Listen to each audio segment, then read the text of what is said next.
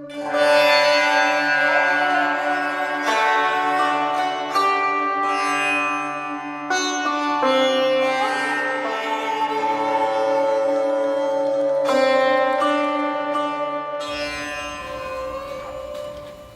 everyone. Nice to see you all. Reading from today's Master Course lesson, which is lesson 53,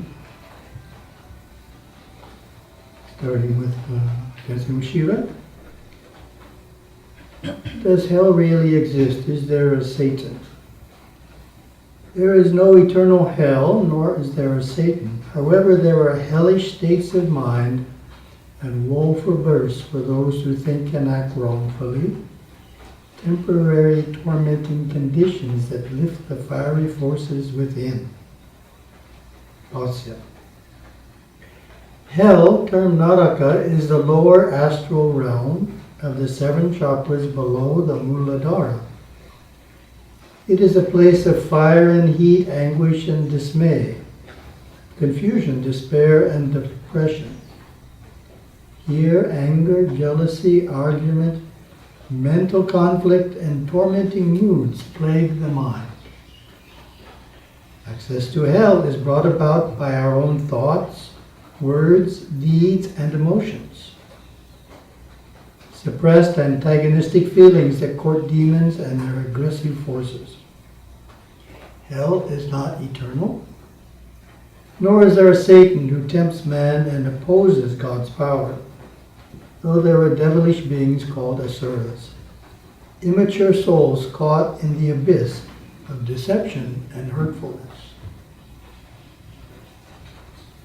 We do not have to die to suffer the Naraka regions, for hellish states of mind are also experienced in the physical world. We do die in a hellish state of consciousness, burdened by unresolved hatred, remorse, resentment, fear, and distorted patterns of thought. We arrive in Naraka fully equipped to join others in this temporary astral purgatory. The Vedas say, sunless and demonic, verily are those worlds, and enveloped in blinding darkness, to which all those people who are enemies of their own souls go after death.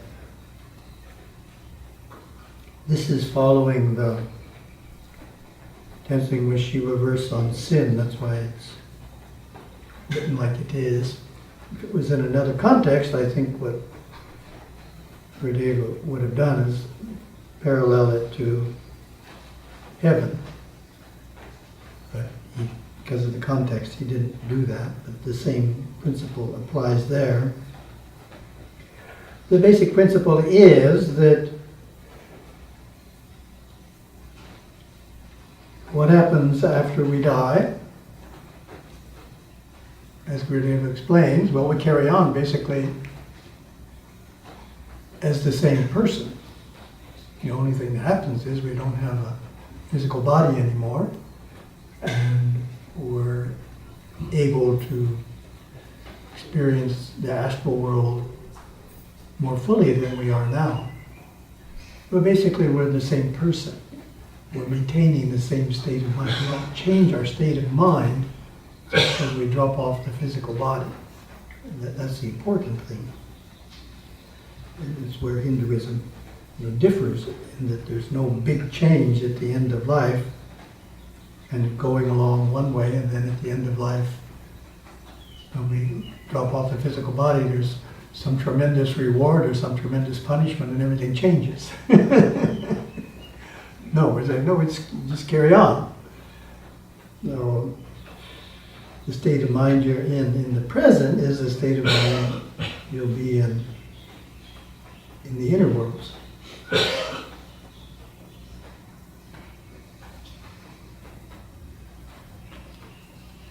To develop the point I was making at the beginning,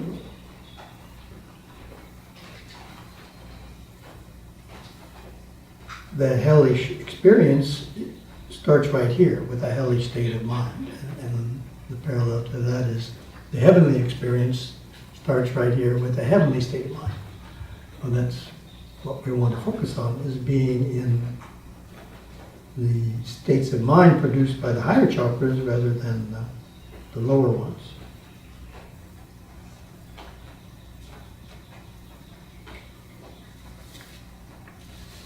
The Merging with Shiva lesson nicely complements that.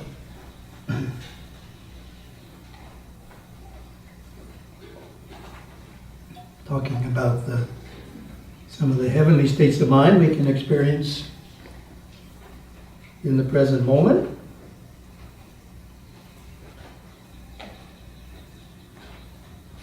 The young aspirant, just becoming acquainted with the path to enlightenment, may wonder where he is, how much he has achieved so far. There are a few cardinal signposts he may identify with to know he has touched into the inner realms of his mind. Should he ever have experienced a here and now consciousness, causing him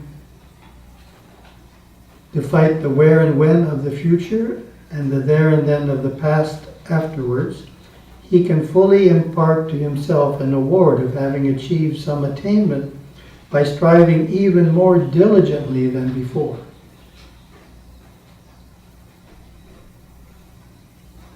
So those are nice phrases. Here and now, where and when, there and then.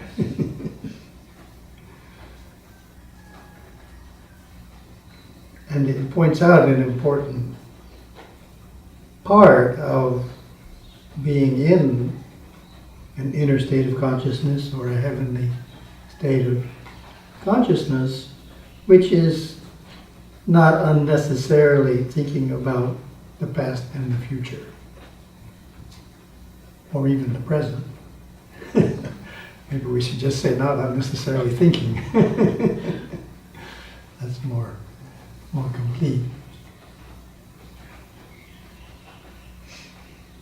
Thinking of trying to weave this idea into a publisher's desk somehow. I haven't quite figured out how, but I've become more aware, talking to people, that some people are constantly thinking.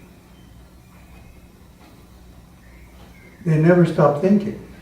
You know, even in their meditation, they have trouble stopping thinking because they're always thinking when they're not meditating.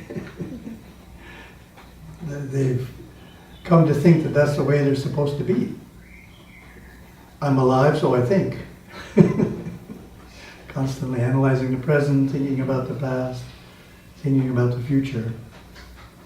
And of course, if we're constantly thinking, it means when we sit down to meditate, there's a strong tendency to continue constantly thinking. It's harder to control our meditations if we're constantly thinking in our ordinary state of mind.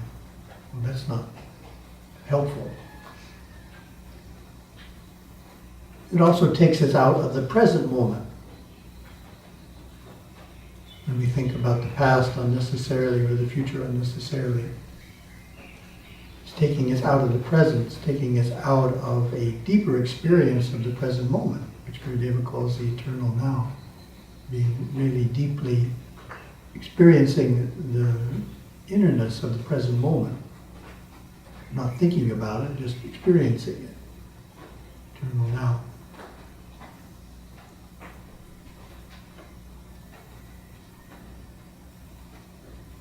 So for some people that's a new idea, that there's no need to be constantly thinking. Of course, in Gurudeva's writings it's quite clear. And the way I generally explain it is,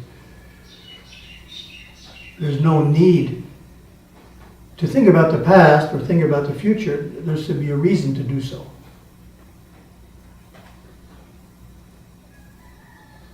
Should be a benefit.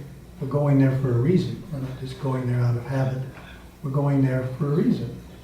We're utilizing the intellectual mind to go into the past for a reason, or to go into the future for a reason. So it's like utilizing the internet. First thing you realize when you use the internet is you better have a plan. I'm going here for this reason.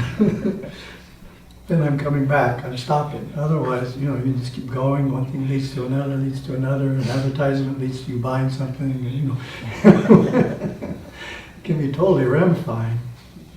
So we're utilizing the internet. I'm going to Google search and I want to find out this information, and when I find out the information, I'm done using the internet. Well, likewise with our thinking mind, I'm going into the future to plan out this activity, but when it's planned out, I'll just stop thinking about the future. I'll just enjoy the present.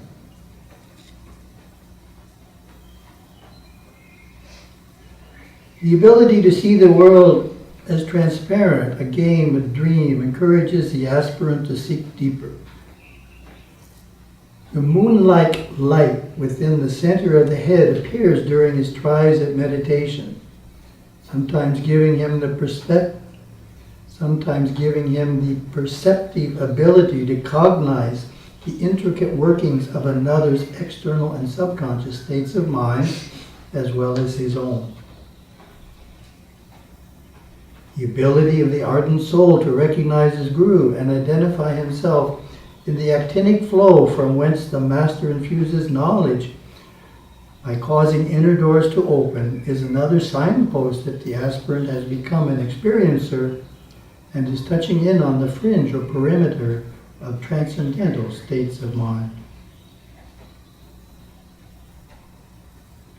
Many on the path to enlightenment will be able to identify through their personal experience some of these signposts and recall many happenings that occurred during their awakenings. But remember, the recall and experience are quite different. The experience is here and now. The recall is there and then.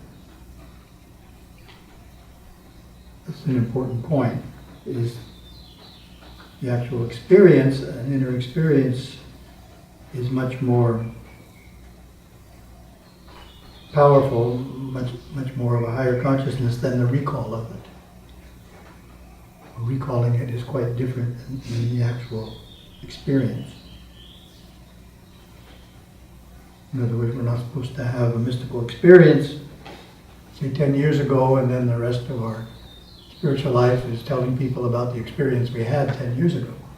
That doesn't count. That happened 10 years ago, but we're supposed to have it again today and tomorrow and the next day. It's not supposed to just be a one-time event. After acquiring this ability to consciously live superconsciously comes the ability to work accurately and enthusiastically in the material world while holding the intensity of the inner life, giving perceptive awareness of its mechanical structure. That's probably a good last point to make.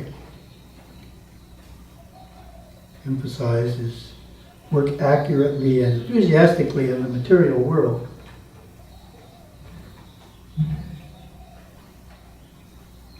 As Gurudev explains in the Master Course Introduction,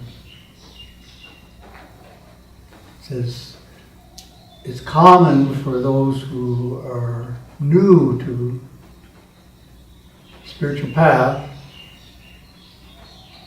to withdraw from the world or think they should withdraw from the world. The world's a worldly place, and I'm interested in spiritual progress, therefore I should put less attention into the world. And Gurudev's point is not to fall into that idea, but rather, as he says here, work accurately and enthusiastically in the world. In other words, the world is a place where we can improve our concentration and willpower,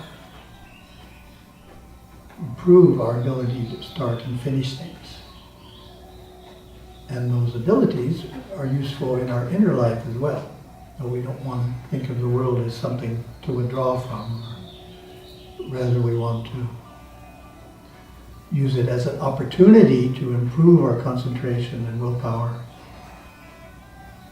through doing things accurately and enthusiastically. Om Namah Shivaya. Thank you very much.